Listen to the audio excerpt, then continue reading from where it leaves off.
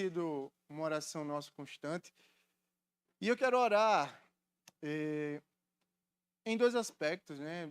No aspecto financeiro, obviamente, para que o Senhor levante mantenedores para manter, né? Para dar suporte a tantos missionários que estão espalhados por aí. E quem sabe, se Deus não está tocando no seu coração, para que você abençoe um missionário, para que você, com o seu pouco ou com o seu muito, abençoe alguém que está na obra missionária, para que você se envolva com a obra missionária dessa forma também.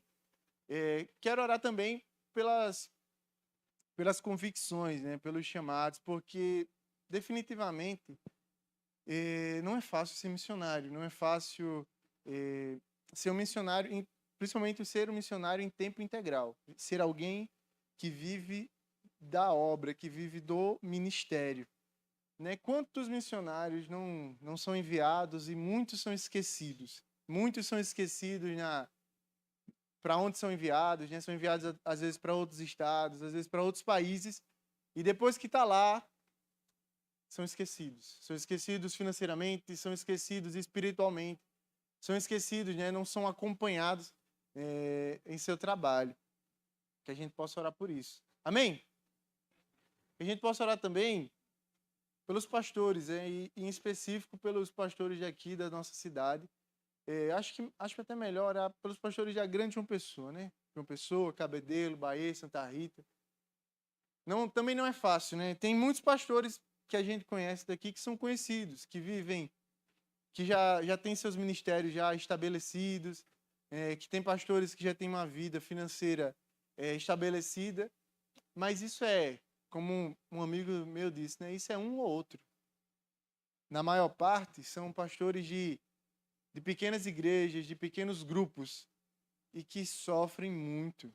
Sofrem não só na área financeira, porque tem quantos pastores não tem por aí que não vivem apenas da obra, mas que trabalham, mas que, apesar de não ter problemas financeiros, tem problemas né, emocionais, tem problemas de estresse, tem problemas com pessoas que querem simplesmente o mal da igreja, o mal do pastor, da pessoa do pastor. Então, que a gente vem orar por essas pessoas que o Senhor levanta, que o Senhor vocaciona, que o Senhor chama. Amém? Amém. Então vamos orar. Jesus, quero te pedir, Deus, nessa noite, te pedir, Pai, pelos missionários, pelos pastores, Pai, te pedir, Senhor Jesus, pela integridade, Pai, pela integralidade, Senhor, de seu ser, por sua saúde física. Quantos, Senhor Jesus, não estão doentes, Senhor? Pai, quantos não têm problemas, Senhor, crônicos? Quantos, Senhor Jesus, não têm problemas psicológicos, Senhor? Pai, que adquiriram até mesmo no campo. Pai, Senhor Jesus, no trabalho. Te pedimos, Senhor, que o Senhor possa abençoar e levantar mantenedores. Pai, que o Senhor possa abençoar as nossas vidas para que nós possamos ser mantenedores de missionários. Pai, te pedimos, Senhor Jesus, Pai, pelos teus pastores, por aquele, Senhor, que o Senhor levanta. Pai, por aquele, Senhor, que o Senhor coloca, Deus, em destaque. Pai, que o Senhor coloca em grandes comunidades. Mas te pedimos, Senhor Jesus, Pai, pelos pequenos, Senhor, por aqueles que estão, Senhor Jesus, escondidos, Senhor. Pai, em igrejas, Senhor, dentro de favelas, Senhor, em igreja dentro, Senhor Jesus, Pai, de comunidades perigosas. Meu Pai, que o Senhor possa dar graça, que o Senhor possa, Pai, derramar misericórdia. Pai, Deus, que o Senhor possa abençoar financeiramente, que o Senhor possa abençoar, Deus, com pessoas, Senhor, auxiliadoras, Senhor, no ministério. Pai, que nós possamos ser, Senhor, também uma igreja que auxilia mais, Senhor. Deus, outros pastores, o nosso Deus e outros. Pai, nos dê condições, nos dê, Senhor Jesus, um coração abençoador. Pai, que orar, Pai, pelos vocacionados, Senhor, seja algo recorrente. Seja algo, Deus, presente em nossas orações, Senhor. Meu Pai, te pedimos, Senhor Jesus, e te agradecemos em teu nome. Amém. Amém. Quero orar pela reforma, para que o Senhor abençoe, para que o Senhor nos ajude a finalizar, que eu tenho certeza que vai ser um lugar usado para a glória dele, para o louvor dele. Amém? E desde já eu quero saber se alguém tem um pedido de oração. pela saúde mundial. O que mais? Pela vida de Hudson, para Deus alcançar com salvação. Alguém tem algum pedido de oração, pessoal? Dou-lhe uma, dou-lhe duas. Opa, vendido para a irmã aqui.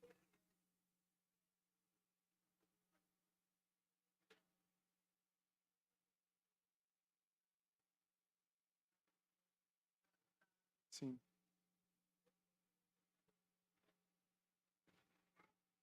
Sim. Verdade. Verdade. Pelas crianças que diferente das nossas não tem um lar para voltar e que dentro da onde devia ter segurança tem maus tratos, abuso, abuso físico, abuso sexual, né? Que é uma marca que fica para o resto da vida, né? Como é que se tira isso? Que o Senhor possa ter misericórdia, que o Senhor possa levantar policiais, investigadores, enfim, pessoas que denunciem, né, maus tratos, abusos, para que coisas do tipo não possam continuar acontecendo. Amém? Que o Senhor nos dê coragem de saber e de conhecer alguma coisa do tipo que a gente possa denunciar, ser a voz que toma a frente. Amém? Mais alguém? Mangiane?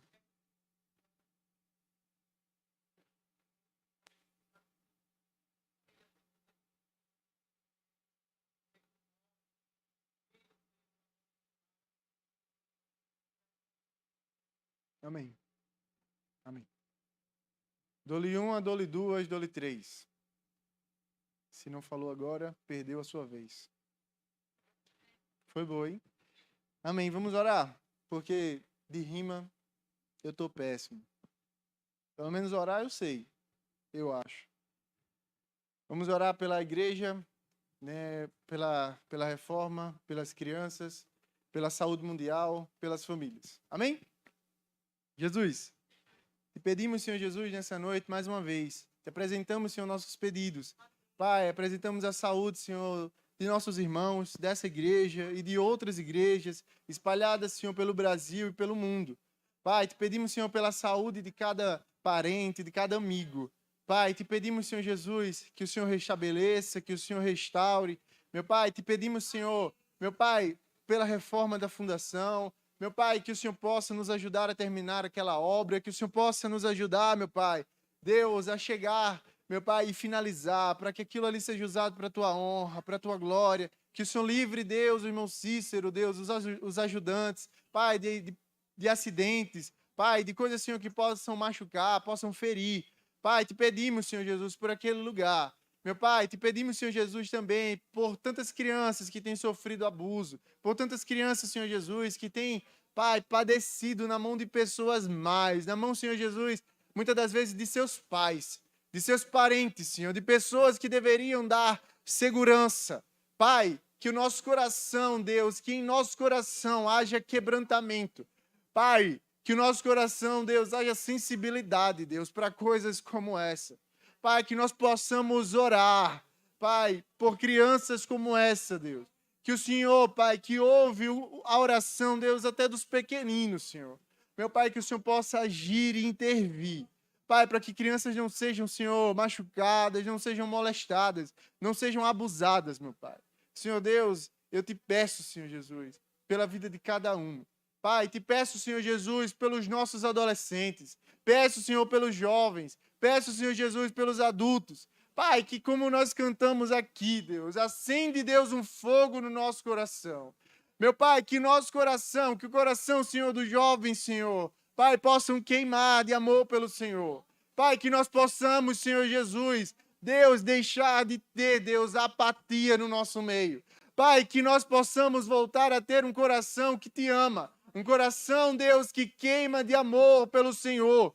Pai, um coração que muitas das vezes simples. Pai, um coração que muitas das vezes, Senhor Jesus, tem dificuldade em orar, mas que ama a Tua presença, que ama, Senhor, a Tua palavra, que ama, Deus, Senhor Jesus, estar aqui, Deus, em comunhão. Pai, que nós possamos ter, Senhor, adolescentes que se levantem, Deus, que se levantem em oração, que se levantem, Deus, Pai, para influenciar outros adolescentes. Senhor Jesus, que o Senhor possa chamar, Pai, que o Senhor possa, Senhor Deus, levantar aqui, Deus, vocacionados, Pai, homens e mulheres de Deus que vão pregar a Tua palavra, homens e mulheres de Deus, Senhor, que vão pastorear outras pessoas. Pai, que o Senhor possa levantar aqui, Senhor Jesus. Meu Pai, Deus, que o Senhor possa capacitar, que o Senhor possa dar sonhos, Pai, visões. Pai, Senhor Jesus, que o Senhor possa, Senhor Deus, Pai, avivar a Tua igreja, avivar, Senhor, o Teu povo, avivar, Senhor Jesus, a minha, meus irmãos. Pai, que nós possamos, Senhor, ser tocados pelo Teu Santo Espírito. Pai, que nós possamos, Senhor Jesus, Pai, ser chacoalhados, Senhor. Pai, e assim, Deus, que nós possamos, Pai, orar mais. Pai, que nós possamos ler mais a Tua palavra. Que nós possamos, Senhor Jesus, Te amar mais, Senhor. Te amar, Senhor Jesus, de verdade. Pai, que nossos pecados, Senhor, venham à tona. Pai, para que haja arrependimento, Deus, em nosso coração. É o que eu te peço, Deus, e já te agradeço. Em nome de Jesus, Pai. Amém. E amém. Amém. Podem sentar. E nós vamos adorar o Senhor com os dízimos e com as ofertas nessa noite. É, claro. Vocês souberam, não. Agora nós somos universal. Qual é o problema? A gente não tem que adorar o Senhor toda hora? Então, a gente adora o Senhor com os dízimos e as ofertas. Amém? Ih, tadinho.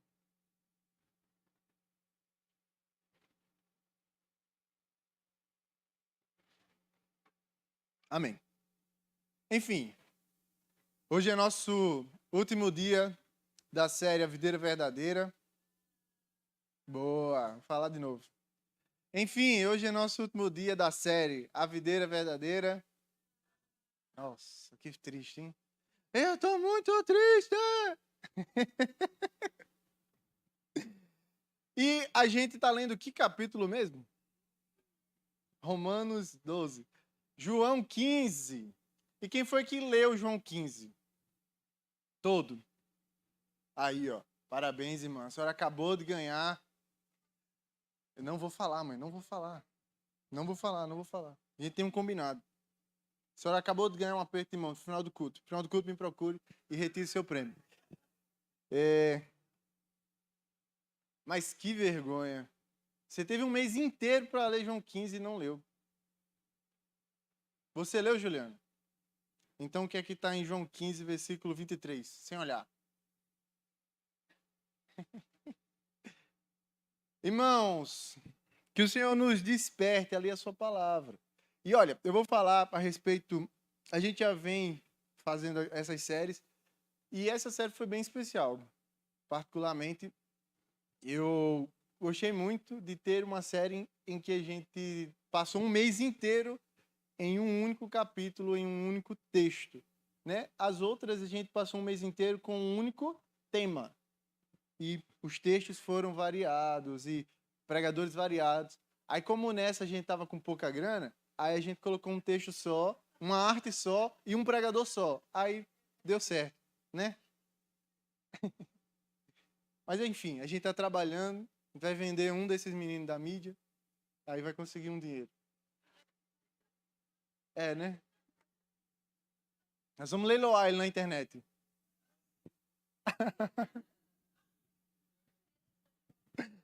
Bem, você já sabe o texto que você tem que abrir. O texto é João 15. Agora a gente tem que saber qual é o versículo. Semana passada a gente leu até o versículo... Não, Juliana. Nós lemos até o versículo 5. Sim, senhora. Eu que escrevi o sermão, eu não sei. Foi sim. Sim, eu li. Tá desculpado. Mas eu acho que semana passada eu nem li o 7. Eu li o 6. Mas tudo bem, eu te perdoo. Ela leu em casa. Exato. Hoje nós vamos ler o versículo 8.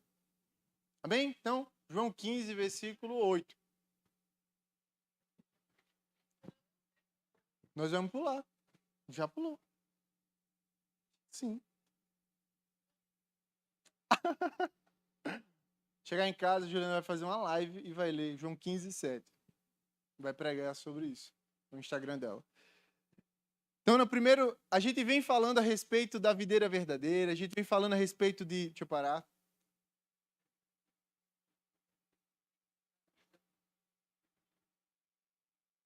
Amém?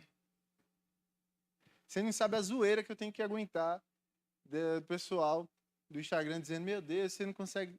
Nenhuma foto sua ficar boa, você se mexe demais, você faz careta, não sei o quê. Então, pelo menos eu paro um pouquinho, aí tiro foto. Não é não? Ainda assim não funcionou.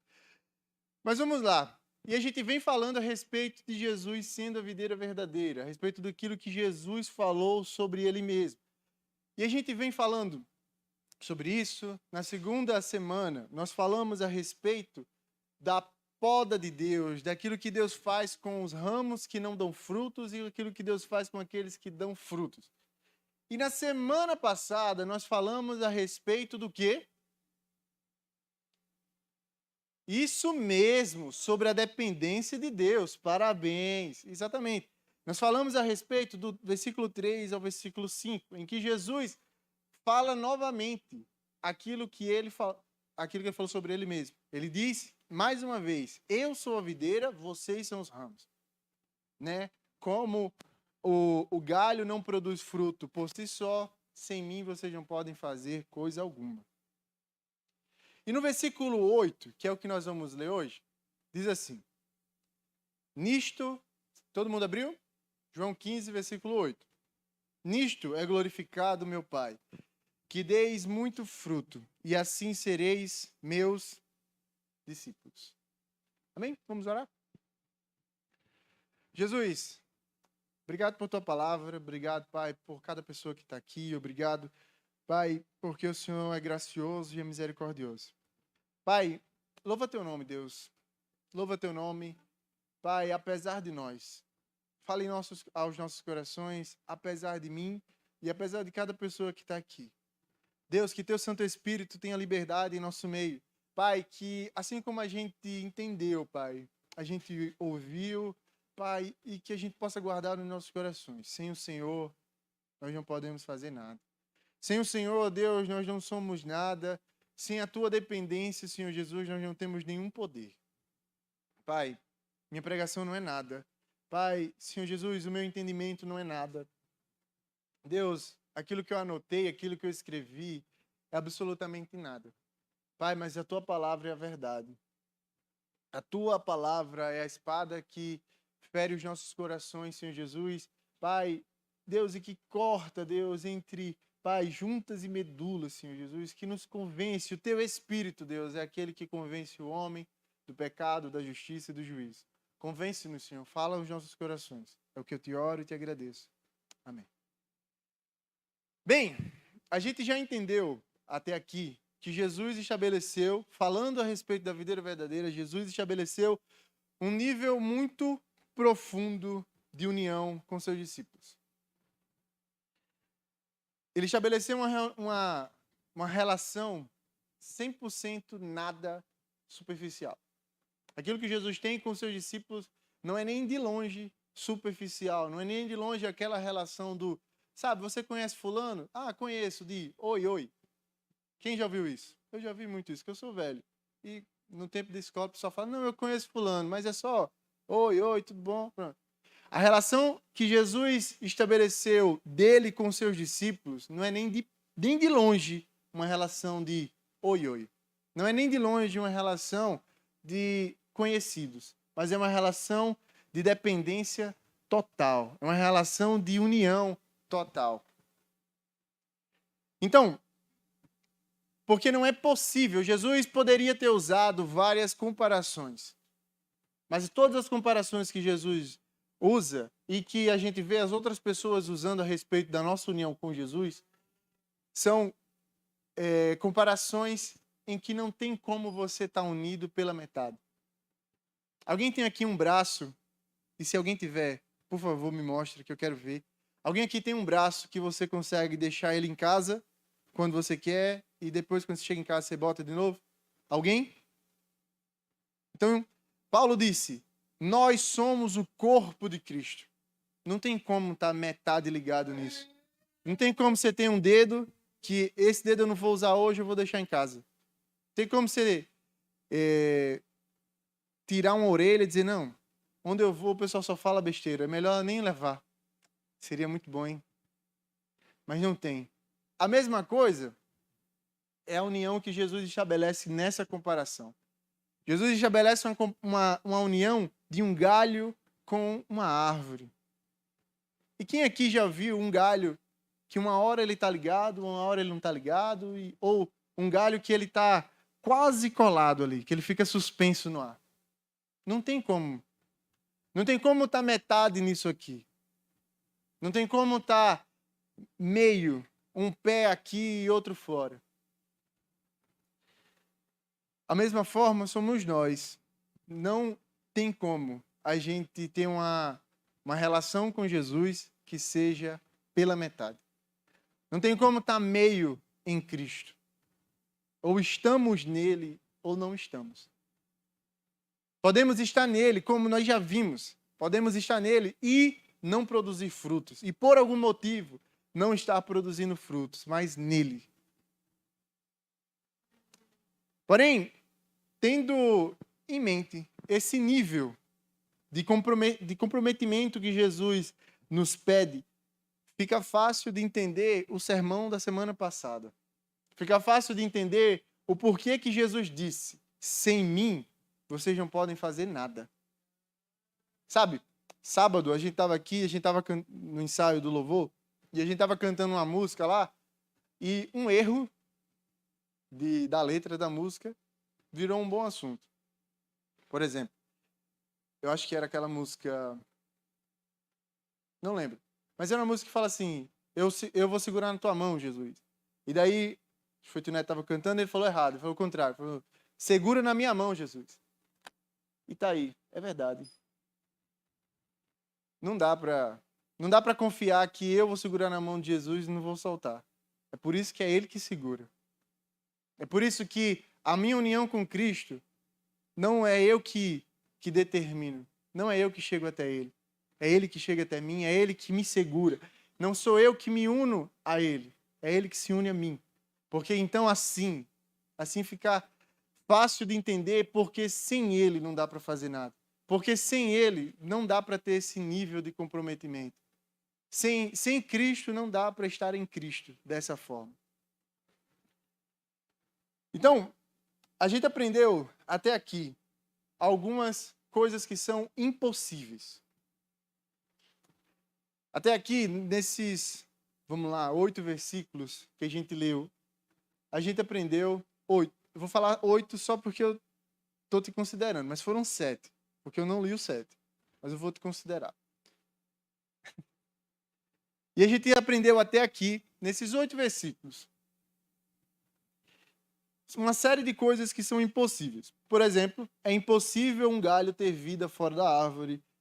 É impossível que um galho produza frutos por sua própria força, por sua própria conta. E é impossível que um galho seja capaz de fazer qualquer coisa sozinho. E nós entendemos também que assim somos nós em Jesus. É impossível que nós, sem Jesus, que a gente possa fazer alguma coisa. E a essa altura do campeonato, eu acredito que a gente já consiga responder algumas perguntas. E essas perguntas que eu vou fazer vai parecer culto de estudo. Por quê? Porque eu não quero que seja uma pergunta retórica, que é aquelas que não precisam de resposta. Essa, quem responder vai ganhar um glória a Deus. Então, eu acredito que aqui, no último sermão, acho que a gente já consegue responder algumas coisas. Por exemplo, qual é o objetivo da gente estar unido a Cristo? Qual é o objetivo da gente estar ligado a Jesus? Ou, para que Cristo nos fez ramos dele mesmo? Boa, muito bem. Quem mais saberia me responder? Para que Jesus mesmo nos fez ramos dele? Com que objetivo Jesus nos uniu a ele? Exatamente, Hudson. Muito bem. Para que nós dessemos frutos. Desde o começo, desde o segundo versículo desse capítulo, a gente vê Jesus falando a respeito de uma expectativa. Ele diz: eu sou a videira, vocês são os ramos, o meu pai é o agricultor. Todo aquele que está em mim e não dá fruto, ele limpa. Todo aquele que dá fruto, ele poda. E ele continua, ele diz: vocês já estão limpos pela palavra, está em mim, eu e vós, como a vara de si mesmo não pode dar fruto. Então, a todo momento, Jesus está falando a respeito de fruto. Fruto. O que não dá fruto, eu dou um jeito. E o que dá fruto, eu faço que dê mais. Eu tomo a providência para que dê mais fruto. E ele fala: só pode dar fruto aquele que está em mim. Então, qual é o objetivo de estar unido a Cristo? Qual é o objetivo de ter se convertido? Qual é o objetivo de estar aqui? Qual é o objetivo de ser crente? Qual é o objetivo de abrir a palavra de Deus, ler a palavra dele? E qual é o objetivo dessa série de sermões? Qual é o objetivo de ser igreja? Dar frutos. O objetivo de estar em Cristo é frutificar. O objetivo de estar em Jesus é que a gente possa, estando nele, a gente possa dar frutos. Esse é o objetivo. É para isso que Deus nos fez ramos, nos fez galhos dele, para que a gente possa dar fruto. E mais uma vez, se a gente lê o texto que a gente leu hoje, o versículo 8, Jesus fala mais uma vez a respeito disso. E ele diz o quê? No 8. Nisto é glorificado meu Pai, que deis muito fruto.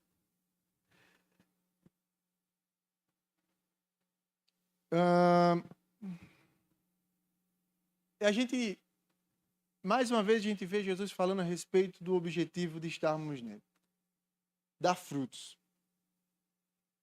E a gente entendeu já que não dá para fazer isso sem ele. E entender que sem Jesus a gente não pode fazer nada, não é uma desculpa para não dar frutos. Na verdade, é o caminho a ser seguido. Se Deus espera que a gente dê frutos, e só dá para dar frutos se a gente estiver perto de Jesus, então o caminho para seguir é ficar perto de Jesus. Porque estando perto dele, a gente vai dar frutos. Amém? Todo mundo entendeu? Amém. Tá. Mas aí eu quero catucar você. Olha para o seu irmão e diga: catucar você.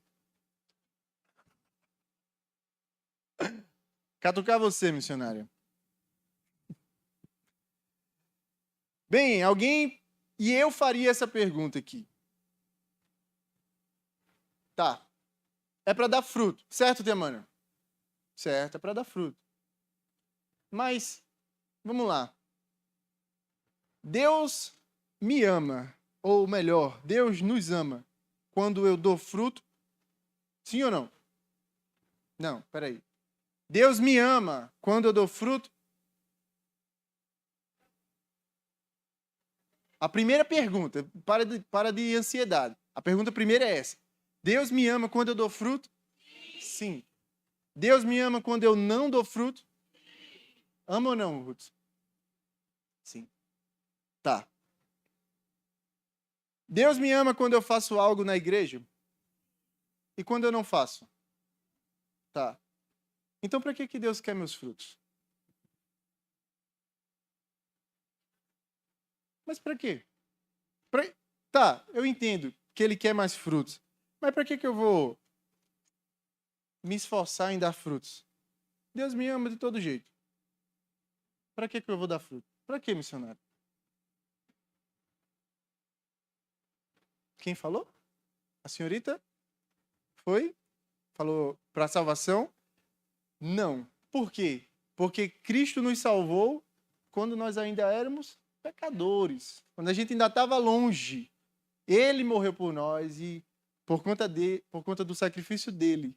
Né? Na verdade, aquele que está no mundo, se crê em Cristo, então ele é salvo. E a partir daí ele passa a participar do processo de ser santificado. Então, não é para ser salvo, Nós não somos salvos por nada que nós fazemos. Nós somos salvos por causa do que Cristo fez.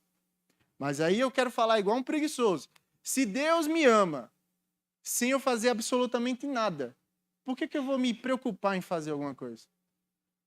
Para que Deus quer meus frutos?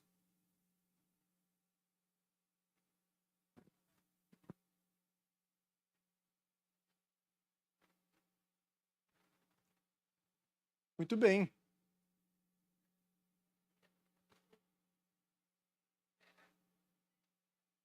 Mas para quê? Se isso não muda nada em Deus. Aí a gente volta para o versículo que a gente está lendo hoje. Versículo 15, capítulo 15, versículo 8. Diz o quê? Nisto é glorificado o meu Pai, que deis muito fruto.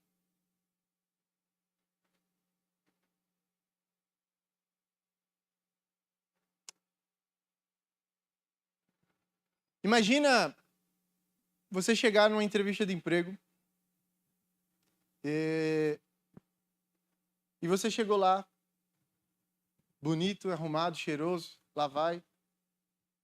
E você apresenta seu currículo, tá, currículozão ali, pá.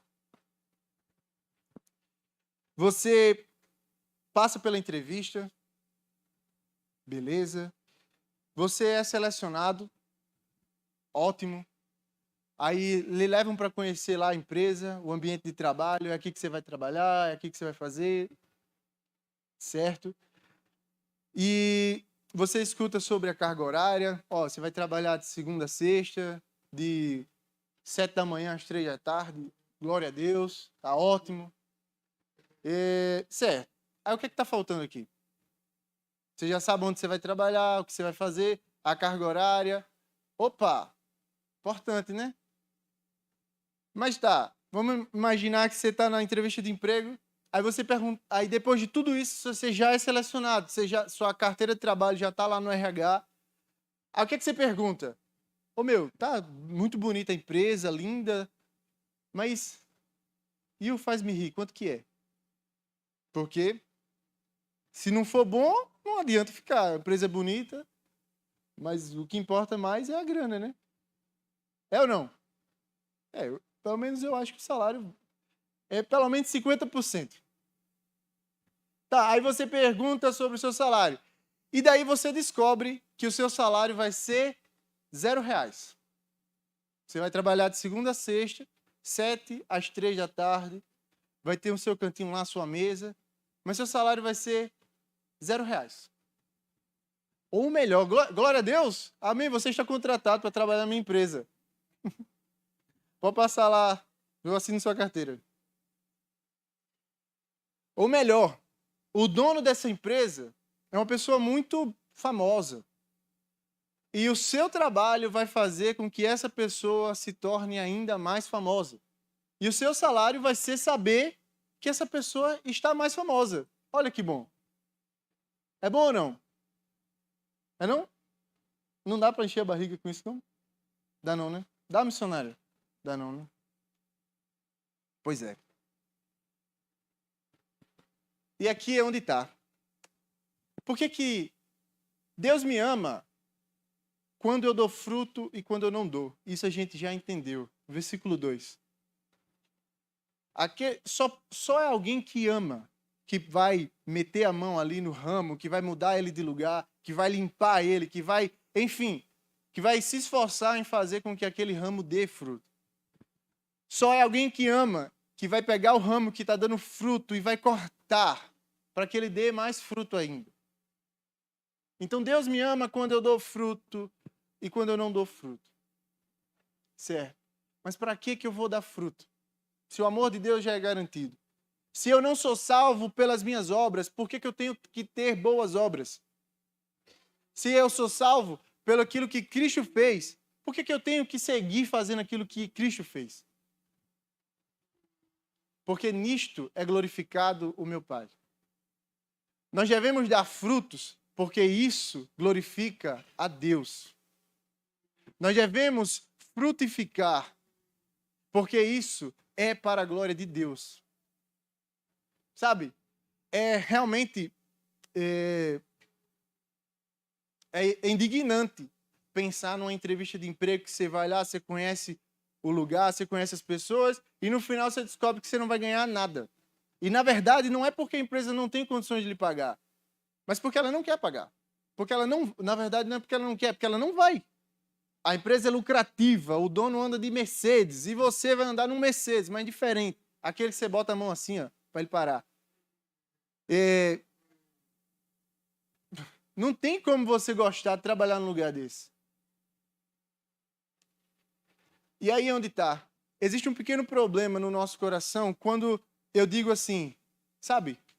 Nenhum glória a Deus foi escutado quando eu disse, nós damos frutos porque isso glorifica a Deus. Nós devemos dar frutos porque isso é para a glória de Deus.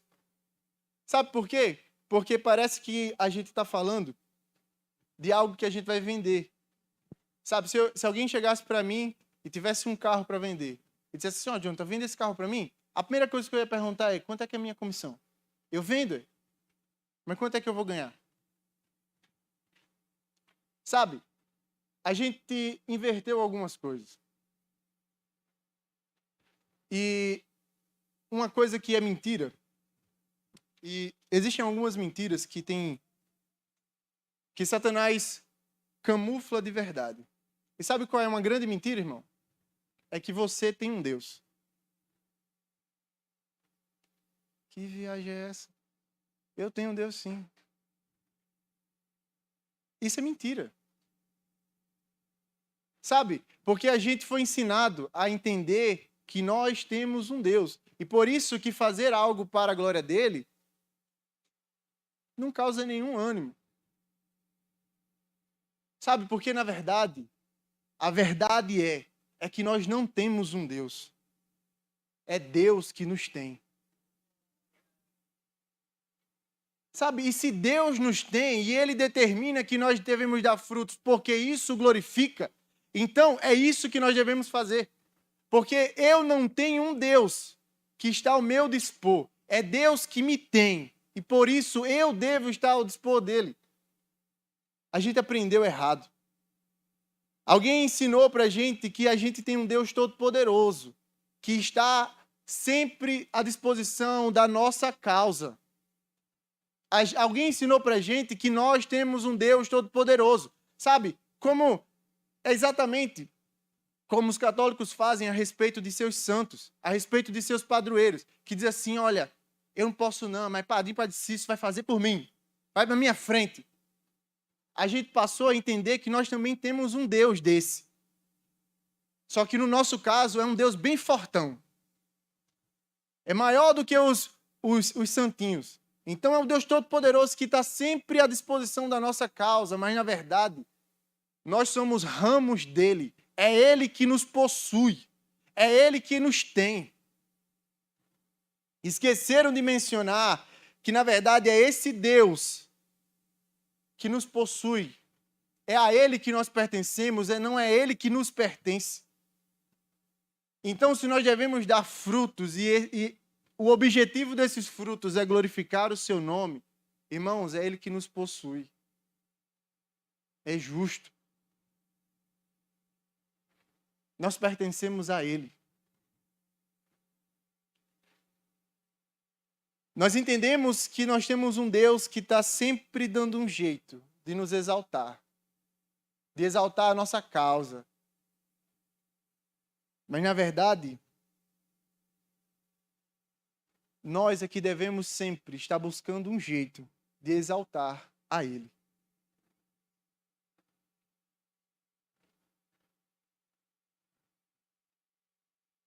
É por conta dessa mentira que a gente vem para o culto. Sabe? E isso é mentira na cabeça desde o adolescente até o mais idoso. E eu não quero causar espanto, mas, olha, é por conta dessa mentira, de achar que nós possuímos um Deus, que a gente vem para o culto e a gente quer dizer a Deus o que Ele tem que fazer. A gente quer vir para o culto e a gente quer dizer assim, Deus, tira essa tristeza do meu coração. Deus, faça isso. Deus, diga isso. Deus, Fale comigo hoje.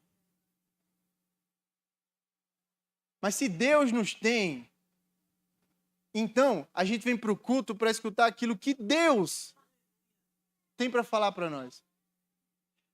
Na verdade, a gente vem para o culto não é para dizer o que Deus tem que fazer, mas é para ouvir o que Ele quer que nós façamos. Sabe, é porque a gente acha que tem um Deus, que a gente insiste nos nossos pecados. É porque a gente acha que a gente tem um Deus grandão, que a gente continua na nossa vida de pecado. Porque se a gente entendesse que é Deus que nos tem, então esses pecados escondidos, eles seriam tratados. Eles seriam trazidos para fora. Se a gente entende que é Deus que, sabe, é Deus que possui o nosso recibo de compra e venda. É Deus, quando a gente vai comprar uma coisa que sai a notinha, é Deus que tem a nossa notinha, não o contrário.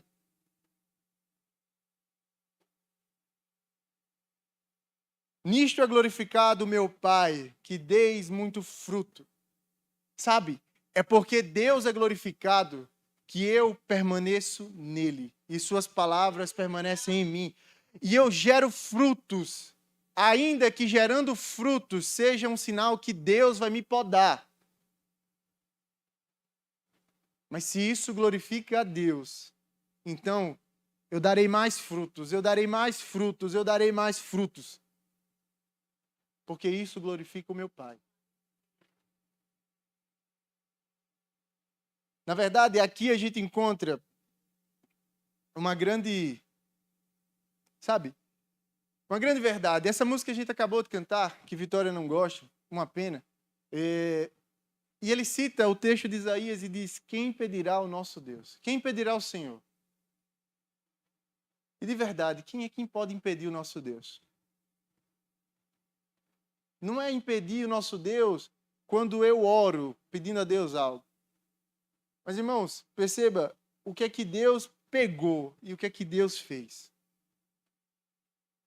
Deus pegou você, Deus pegou eu, no lamaçal do pecado, numa vida distante, com um coração distante. Deus pegou você, brabinho, Deus pegou você, brabinha. E olha o que Ele tem feito em você. Quem é que pode impedir o que é que Deus vai fazer? Quem pode impedir? Ô, irmãos, teve uma vez que eu falei algo aqui, e é verdade. E cabe muito aqui. Quem é que vai impedir o que Deus quer fazer? E a gente usa isso, sabe? Sabe, se quem impedirá o Senhor? Agindo Deus, quem impedirá? Mas, irmãos, às vezes, o trabalhar do Senhor é o contrário. E quem é que vai fazer quando Deus impedir? A gente diz, agindo Deus, quem impedirá diante das nossas dificuldades? Mas quem é que vai agir quando Deus impedir? Ô, irmãos, os nossos corações são maus. O meu coração é mau. O meu coração, definitivamente longe de Jesus, ele é mau. Ele deseja o mundo. Ele deseja o pecado. Ele deseja, sabe, as bolotas dos porcos, como aquele jovem, o filho pródigo. Mas, irmão, se Deus impedir que eu me lambuze no pecado, se Deus impedir que eu me desvie dos seus caminhos, se for Ele que segurar a minha mão, quem é que vai soltar? Se Ele impedir que eu volte às velhas práticas, se Ele impedir que, sabe, que a má intenção do meu coração, ela seja concretizada, quem é que vai agir? Nós devemos dar frutos porque isso glorifica a Deus. E é nisso que deve estar. É isso que deve estar a nossa alegria, em glorificar o nome do Senhor. É nisso que deve estar a nossa alegria. E como é que a gente faz isso? A gente faz isso vivendo. vivendo para a glória de Deus. A gente faz isso trabalhando para a glória de Deus. A gente faz isso, sabe, sendo um marido para a glória de Deus, sendo uma esposa para a glória de Deus. E aqui é onde as coisas complicam, porque você ir trabalhar pelo dinheiro, eu não estou falando, é importante o salário e tudo mais, obviamente. Se você faz uma entrevista de emprego e você não pergunta sobre o seu salário, você está fazendo a entrevista errada. Mas você deve fazer aquilo pelo qual você recebe, para que Deus seja glorificado. Sabe, se você ensina, você deve ensinar para que as pessoas, as crianças que você ensina, elas aprendam, para que elas se tornem boas pessoas e Deus seja glorificado nisso. Se você vende alguma coisa, você deve vender de forma que Deus seja glorificado, com honestidade. Você deve trabalhar com honestidade, com retidão, para que Deus seja glorificado nisso.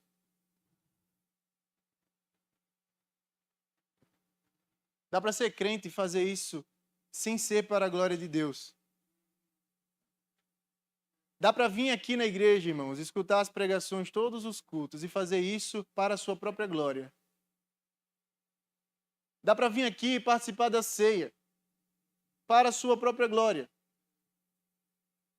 Fazendo isso para que você, sei lá, pague o preço pela sua salvação. É necessário dar frutos. E aqui vem mais uma pergunta. Que frutos são esses? Que frutos são esses que o Senhor tanto está falando aqui? A gente falou muito sobre frutos e vai terminar falando sobre eles. A gente entendeu que só dá para dar frutos se a gente estiver em Cristo. Que todo mundo que está em Cristo deve dar frutos. Que ninguém pode gerar frutos sozinhos. E que nossos frutos devem ser para a glória de Deus. A gente aprendeu tudo isso. Mas que bendito de fruto é esse? Quais frutos são esses que Jesus está falando? Quais frutos são esses, irmãos? Boa. E aí tem aqui, talvez alguém responda. Vidas. Eu estava aqui, eu já sabia. Alguém fale vidas, evangelismo, missões. E tudo isso não está errado, está certo. É um dos frutos. Gerar outra pessoa, pregar para outra pessoa, é um dos frutos. Mas, perceba, essa conversa, ela é mais para a gente aqui. Jesus estava falando ali para os seus discípulos, Jesus estava falando para, sei lá, para Pedro, para João, para Mateus, para aquela galera ali. E se você, e daí eu não vou nem botar muita fé, porque vocês me decepcionaram, vocês não leram João 15. Então, eu ia dizer, você leu do 13 ao 15? Não leu o 15. E vai ler do 13 ao 15. Mas se você ler o capítulo 13 até o 17, você vai ver, é como se Jesus, entendendo que estava chegando a sua hora, a hora de morrer, Jesus então parte para Jerusalém. E ele começa a ensinar as suas últimas lições. E o que é que acontece em João 13? Isso mesmo, Jesus lava os pés dos discípulos, muito bem.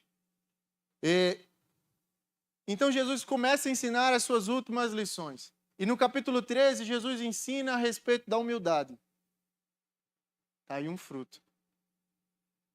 No capítulo 14, Jesus ensina a respeito da obediência.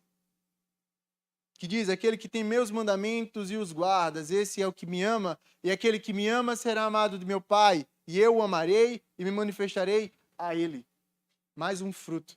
Jesus já falando a respeito, sabe, das suas lições. Ele ensinou a respeito da humildade. Ele ensinou a respeito da obediência, e a obediência a ele.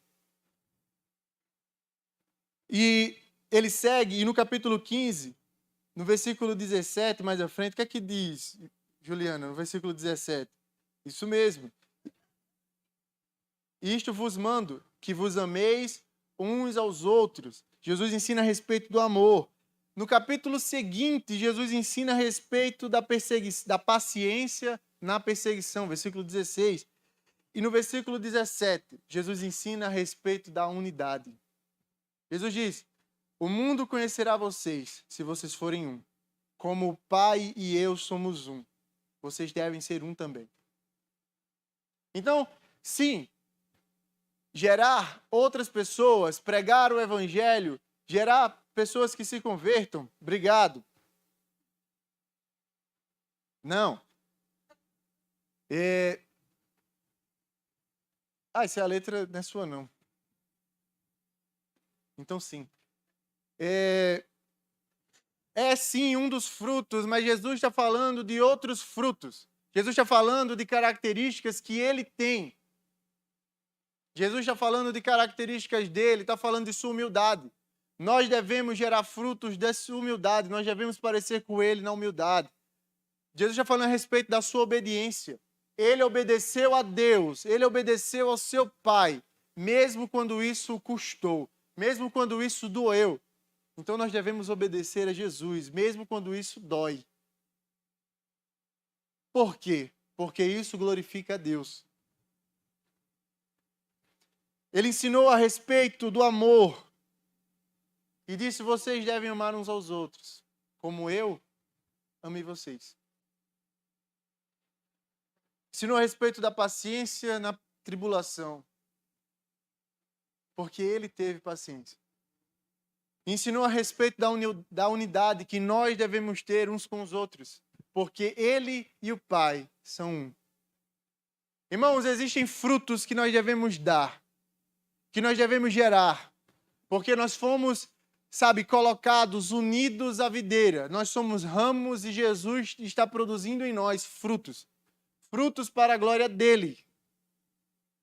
E existe algo de grande nesses frutos, porque todos os frutos que Jesus aponta para a gente viver são frutos que ele viveu. Se Jesus simplesmente chegasse e dissesse assim: você precisa me obedecer, por ele ser Senhor, já era o suficiente. Mas ele não fez só isso. Jesus disse: vocês precisam me obedecer, como eu obedeço ao Pai. Vocês precisam amar uns aos outros, porque eu amei vocês. Vocês precisam servir uns aos outros, porque eu servi vocês. Nós temos um Senhor que não nos chama mais de servos, mas de amigos. Como ele mesmo diz no versículo 15. Vocês não serão chamados mais de servos, mas de amigos. Porque foi eu que escolhi vocês e não vocês que me escolheram.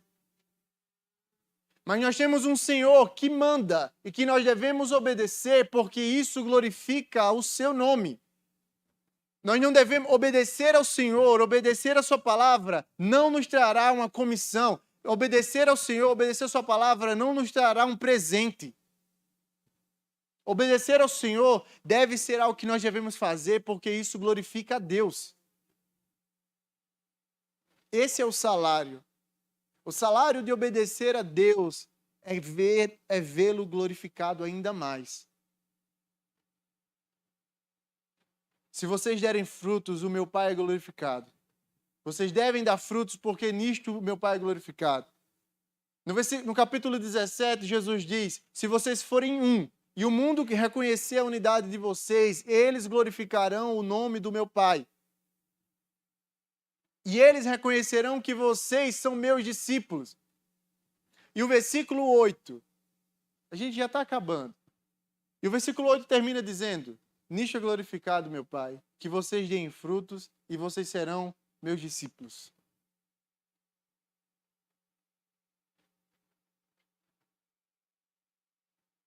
Faz parte da característica do discípulo dar fruto. Um discípulo que não dá fruto é um discípulo que está com problema. Um discípulo que não tem humildade sendo produzida no seu coração é um discípulo que está com problema. Um discípulo que não tem obediência sendo produzida no seu coração é um discípulo que está com problema. Um discípulo que precisa de mais argumentos para obedecer a palavra de Deus do que simplesmente glorificar a Deus é um discípulo que está com problema. Se você está esperando que Deus bata a palma para a sua obediência, lhe dê um presente porque você obedeceu, você está com um problema. Obedecê-lo trará glória a seu nome. E esse é o nosso salário. Nós estamos aqui, irmãos, porque isso é para a glória de Deus. A gente está aqui, a gente vem louvar o nome do Senhor porque isso glorifica o nome dele.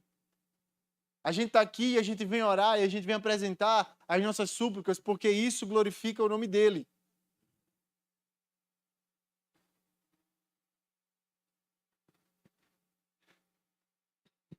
Que nós possamos ser tocados pela palavra de Deus.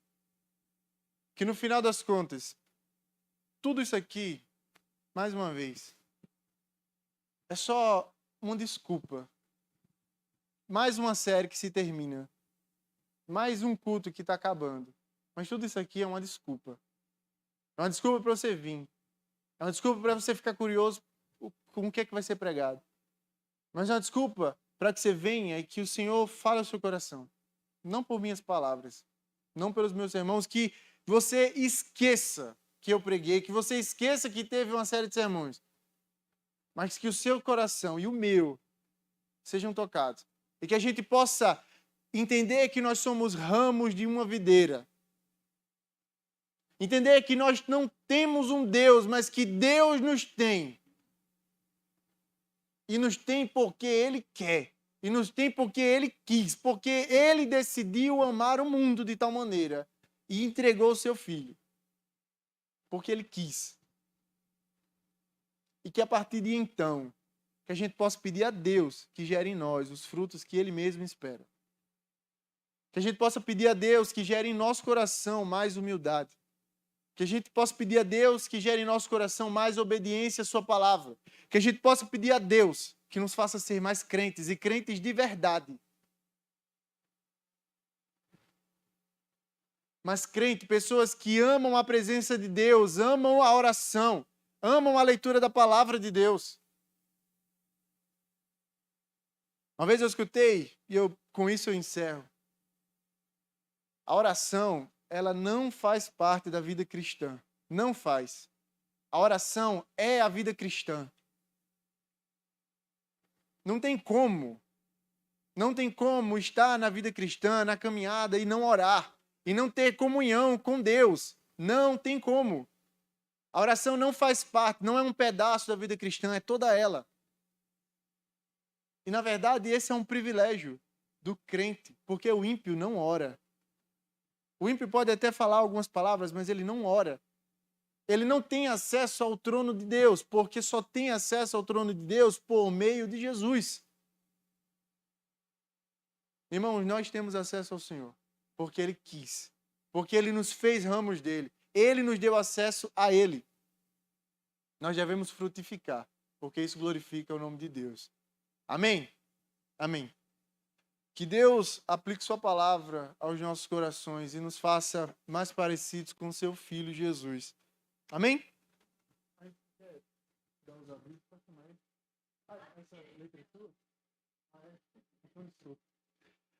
Amém. Louvado seja o Senhor. E é isso. Quero convidar a missionária Rejane. Oh, ela já está aqui. Amém. Glória a Deus. Vamos ficar de pé.